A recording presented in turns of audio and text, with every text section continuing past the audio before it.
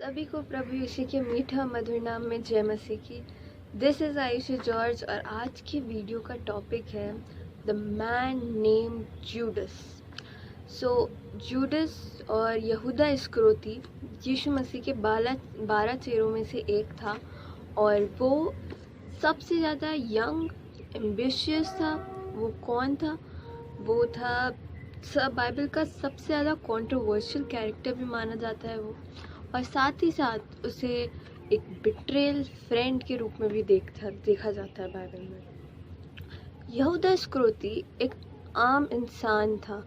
उसमें हर वो क्वालिटी थी जिससे इस दौर के लोग रिलेट कर सकते हैं, तो वह रिलेटेबल भी है। और साथ ही साथ उसने जीसस को बिट्रे किया और उसने एक अहम भूमिका निभाई। किस चीज़ में? मास्टर प्लान में, जो परमेश्वर ने अपने लोगों को सेव करने के लिए एक मास्टर प्लान बनाया था, जो जिसके कारण हम सेव हो सकें हमारे सेवियर में। तो उस प्लान में जूडस की एक महत्वपूर्ण भूमिका थी। साथ ही साथ उसने जीसस को बिट्रेल करने के कारण क्यों किया, उसके कारण दो हैं।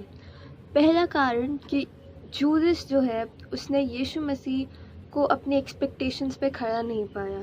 जब हम उस पे एक दृष्टांत था कि एक स्त्री जो है वो परफ्यूम जीसस पे जूडस के अकॉर्डिंग वेस्ट कर रही है, जब जूडस ने उस पर आर्ग्यू किया तो यीशु मसीह ने उससे कहा कि कंगाल तुम्हारे साथ रहेंगे लेकिन मैं तुम्हारे साथ नहीं रहूँगा।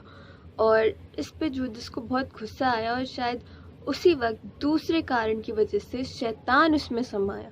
जी हाँ, हम देखते हैं लूका 22:3 में उसमें लिखा है कि शैतान जूदस में समा गया और इसीलिए उसने अपने आपे में ना रहकर यीशु मसीह को पकड़वा दिया।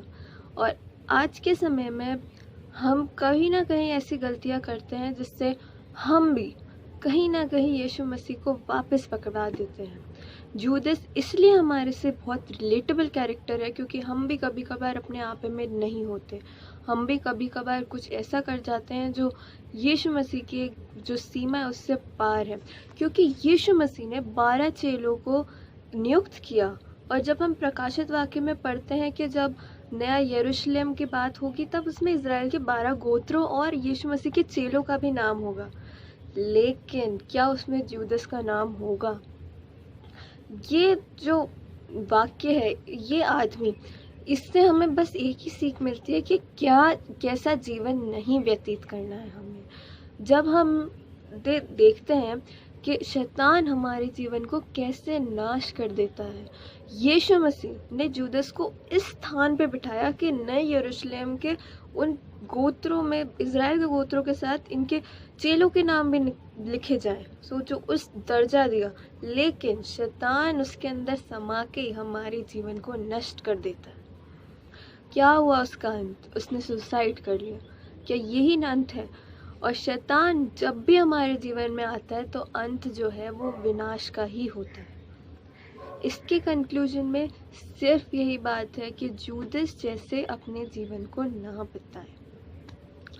और वैसे ही हमारी एक्सपेक्टेशंस हमारी टेम्पटिंग में बदल जाती है। शायद उसे पेशेंस रखना चाहिए था, वो बहुत कुछ कर सकता था, लेकिन साथ ही साथ जूदस ने, अगर वह बाइबल के हिसाब से यीशु मसीह ने उसको विनाश का पुत्र भी कहा था, और बाइबल भी बताती है कि वह एक चोर था जो पैसे चुराता था उस थैले में से जो उसके पास रहता था। और उसी तरीके से जूदस को भी अपने जो ये आदतें थी इन टेम्पटिंग में, उसने टेम्पटिंग में ही, क्योंकि बाइबल में भी ये लिखा है कि अभिलाषाओं से पढ़ के हम पाप करते हैं और पाप गर्भवती होके मृत्यु को जन्म देता है। और शायद इसी वजह से आज जूदस जो है उन 12 चेलों की गिनती में नहीं आता। सोचिए, उस स्थान से गिराकर किस स्थान में चला गया वो।